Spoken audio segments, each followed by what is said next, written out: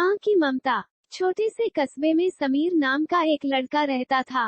बचपन में ही पिता की मृत्यु हो जाने के कारण परिवार की आर्थिक स्थिति बड़ी दयनीय थी। समीर की माँ कुछ पढ़ी लिखी जरूर थी, लेकिन उतनी पढ़ाई से नौकरी कहाँ मिलने वाली थी। सो घर घर बर्तन मांजकर और सिलाई बुनाई का काम करके किसी तरह अपने बच्चे को पढ़ा लिखा रही थी।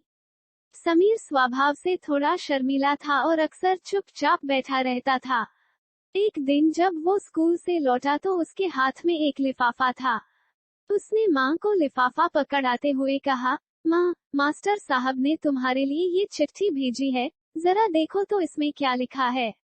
माँ ने मन ही मन चिट्ठी पढ़ी और मुस्कुराकर बोली, बेटा, इसमें लिखा है कि आपका बेटा काफी होशियार है।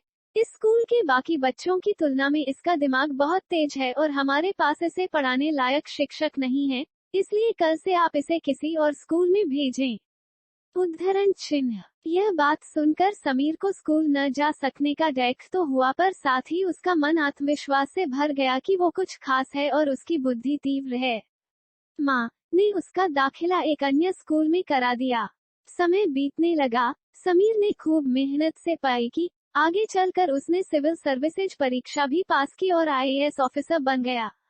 समीर की माँ अब बूढ़ी हो चुकी थी और कई दिनों से बीमार भी चल रही थी, और एक दिन अचानक उनकी मृत्यु हो गई।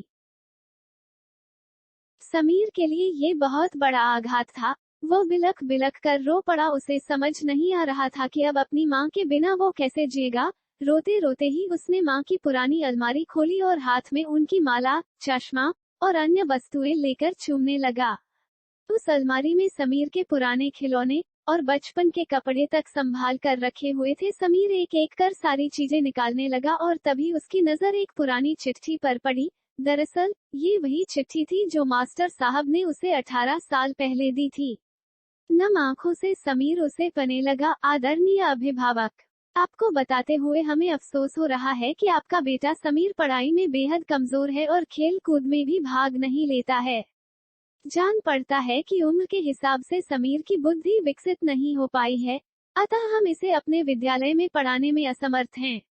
आपसे निवेदन है कि समीर का दाखिला किसी मंद बुद्धि विद्यालय में कराएं अथवा खुद घर पर रखकर इसे पढ़ाएं। सादर, प्रिंसिपल। समीर जानता था कि भले अब उसकी माँ इस दुनिया में नहीं रही, पर वो जहाँ भी रही उनकी ममता, उनका आशीर्वाद सदा उस पर बना रहेगा।